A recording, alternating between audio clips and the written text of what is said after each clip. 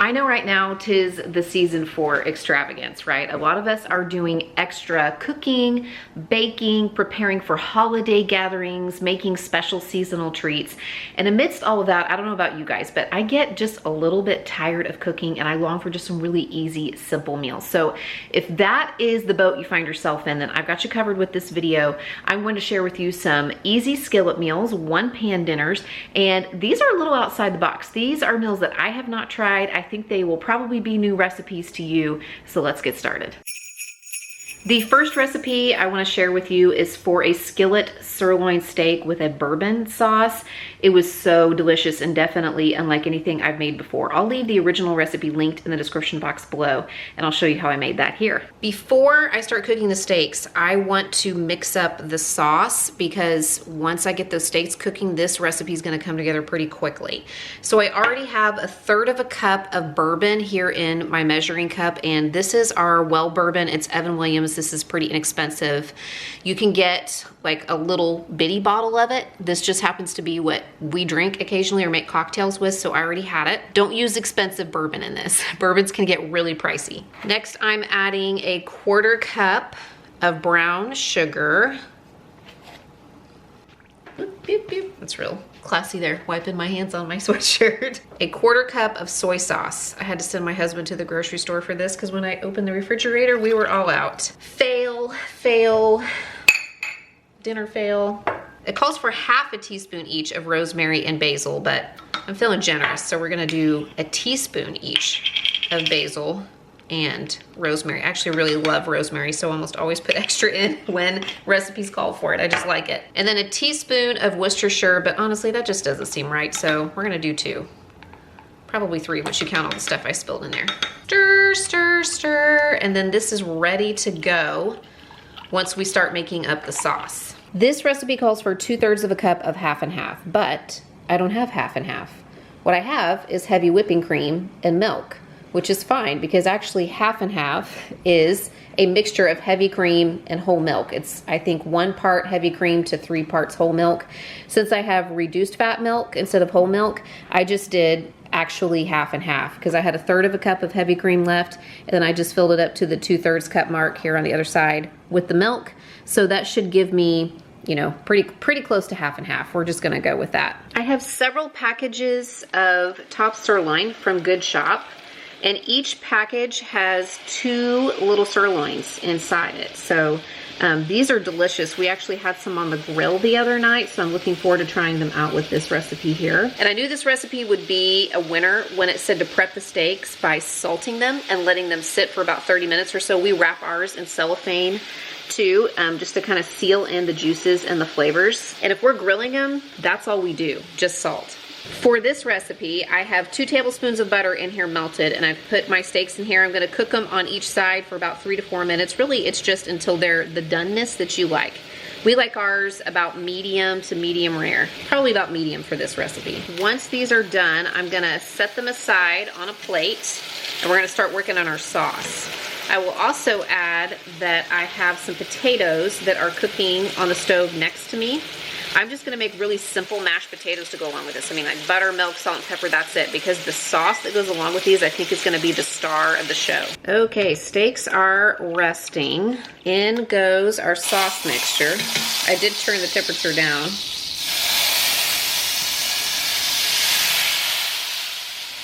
Might wanna let your pan rest a little bit longer than I did. Do as I say and not as I do. Okay, now I'm gonna bring this up to a simmer, and I'm gonna let this simmer for about 2 to 3 minutes. I want the alcohol to cook off some from the sauce before we finish it up. This has been simmering for 4 or 5 minutes and it has thickened up beautifully. So now I'm gonna whisk in my 1/2 and 1/2, and then I'm gonna put my steaks back in.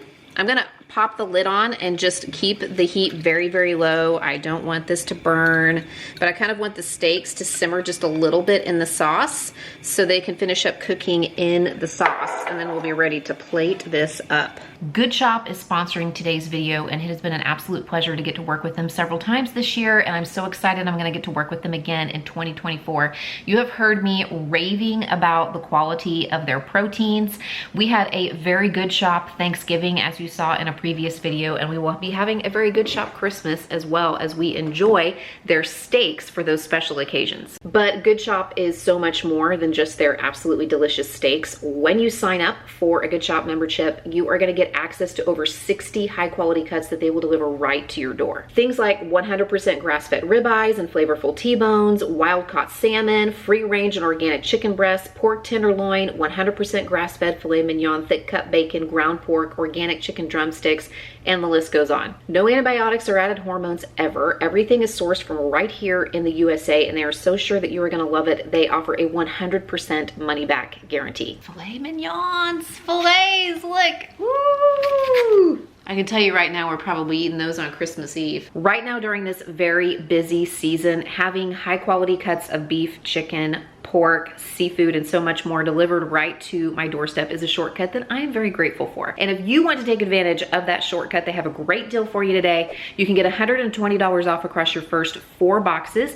when you sign up for Good Shop using the link in the description box below, or you go to goodshop.com/YouTube and you use my code Mindy120. Again, my code is Mindy120 for $120 off. There's a link in the description box below. And thank you so much to Good Shop for sponsoring today's video. Let's get back to it. I'm sort of flying by the seat of my pants with tonight's dinner because I'm just kind of throwing some stuff into a skillet and hoping that it turns into a French onion beef and rice skillet meal. So let me show you the ingredients for that. I'm going to be using ground beef for this meal, so I have a pound right here. I have 1 can of condensed French onion soup and 1 can of beef consommé. 2 cups of rice is what I'm going to use. I have 1 little 8-ounce container of French onion dip. I think you could sub just plain sour cream if you don't want to use the French onion dip. And I also have a bag of French fried onions and 1 package. This is a 7-ounce package of Gruyere, and this was the most affordable one. It was actually under $5 for this particular brand. If you wanted to sub for something a little more cost efficient, a Swiss would probably do, or maybe even like a Havarti or a Gouda. I just finished browning up my pound of ground beef, and now I'm going to stir in 2 cups of white rice. I want to let this brown with the ground beef for just about a minute or so. I like to let the rice kind of soak up any of the fat that the beef rendered. 1 can of beef consommé. As a reminder, this is not the same as beef broth. Similar, but not quite the same. 1 can of condensed French onion soup, plus 2 cans of water, which would be the equivalent of about 2.5 cups. I am not going to season this very much yet because the soups are salty. You can salt and pepper it to taste, but the soups have salt. The Gruyere that we're gonna add later is pretty flavorful and salty, so I'm not gonna add too much extra seasoning, maybe just a little bit of pepper. I'm gonna bring this to a simmer. I'm gonna cover it and reduce the heat to low. And I usually set my timer for 10 minutes with white rice, and then I turn the heat completely off, but I keep the lid on for an extra 10 minutes just to let the rice finish steaming, as opposed to boiling it the entire time and then having it kind of burn to the bottom. So my skillet is done. The rice cooked perfectly using that method. So now I am going to stir in 1 8-ounce container, so this is a cup, of French onion dip. And like I said before, I think you could just sub, you know, regular sour cream if you wanted. Maybe you could stir in a little bit of like Lipton onion soup mix or something if you really wanted that oniony flavor. And then I'm gonna top it with the Gruyere. I shredded up that entire block of Gruyere. I'm gonna just put that right on top. I'm gonna pop the lid back on for about 2 minutes, 2 to 3 minutes. And the heat from the skillet and the meal itself is gonna melt that cheese. And then right before I serve it, I'm gonna top it with some French fried onions, and then it'll be ready to go. We're probably just gonna have this with a side salad.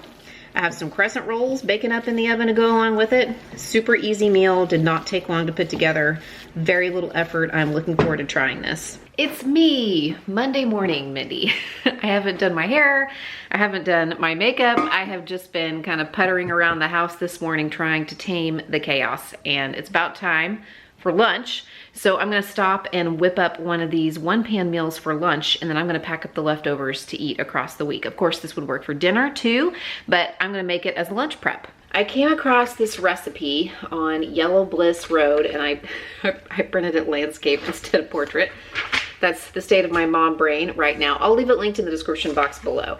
But what intrigued me about this recipe is that it's a one-pot cheesy chicken pasta. I've made dishes like that before, but there's an ingredient in this that I would never have thought to use in a chicken dish. Actually, I've never used this ingredient at all. And that is a can of Sloppy Joe sauce. And it specifically says the bold Sloppy Joe sauce, so that's what I got.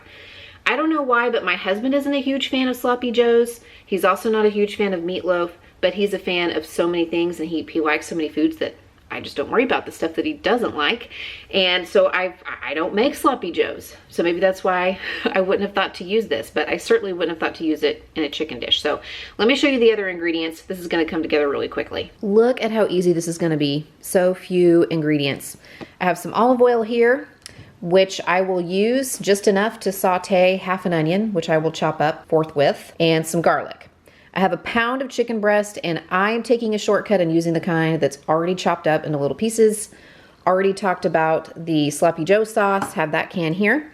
The original recipe calls for only 8 ounces or half a pound of pasta, so I'm gonna stretch it to 12, which means that I'm going to need 3 cups of chicken broth instead of the 2 cups that it calls for, because my particular rule for myself, what I have found is that I need about 8 ounces of liquid for every 4 ounces of pasta that I'm cooking in a 1-pan dish. So I'm gonna make that from bouillon, and then I have 2 cups of shredded cheddar right here. The recipe says to use cooked chicken, but I decided just to cook my chicken pieces along with the onions while they're sauteing in the olive oil. And I don't really need them to cook all the way through, because once we add the other ingredients, this is gonna all simmer together for like another 15 minutes or so. So the chicken's definitely gonna get cooked, but I wanted to make sure that it at least gets kind of browned on both sides. I also wanna add a little bit of minced garlic. And once the garlic sautés for about a minute or so, all that's left to do is to add the other ingredients. The can of Sloppy Joe sauce, 12 ounces of pasta, I'm using bow ties, and then 3 cups of chicken broth. I will bring that to a simmer, cover it, simmer it on low for about 12 to 15 minutes until the pasta is done. I let mine simmer for about 15 minutes, and then I just turned the heat off and just let it sit for about 5 minutes or so. I did stir it halfway through just to make sure that it wasn't sticking to the bottom of the pan. And now all that's left to do is to stir in the cheese.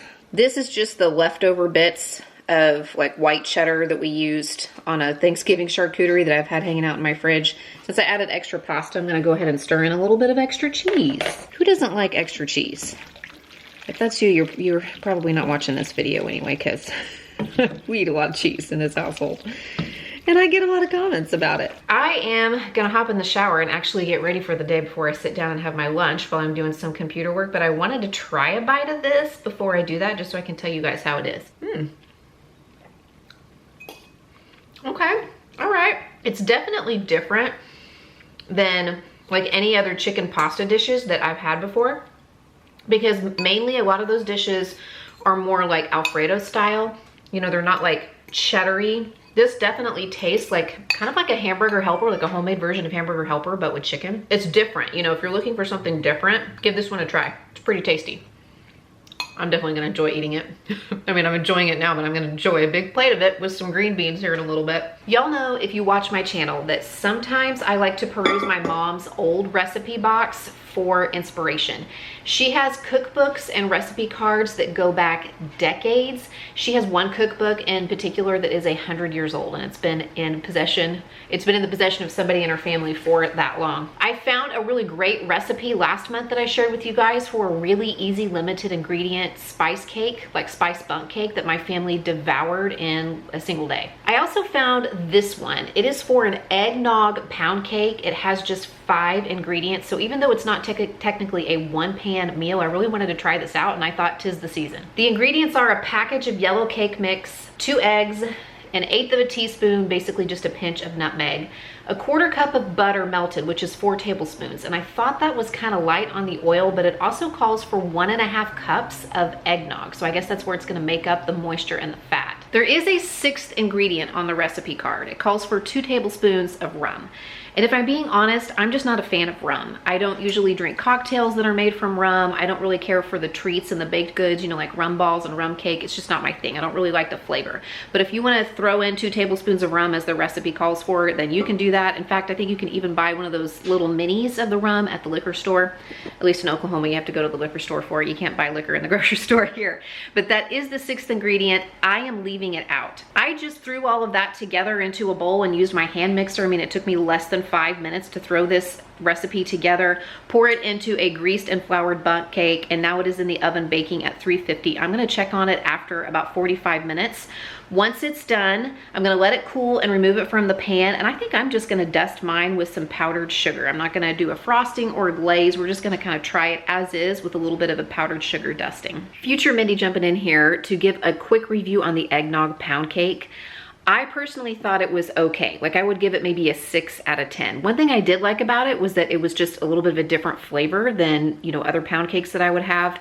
And I also liked that it wasn't overly sweet. I think it would be really good like with a cup of coffee, you know, a cup of hot chocolate or something like that, more as like a coffee cake or a snack than as a dessert. That being said, it did all get eaten. I mean, we ate it the night that I made it, and then my kids took pieces of it in their lunch the next day. So it definitely was enjoyable and maybe worth trying just for, you know, having something different. I am currently in my pantry grabbing a few things I need to make another skillet meal. It's actually one of my very favorite versions of homemade hamburger helper, and it's going to be featured in a video very soon called, I think, $10 dinners. Basically, I'm making 5 dinners across 5 nights for at least 5 people for 50 bucks.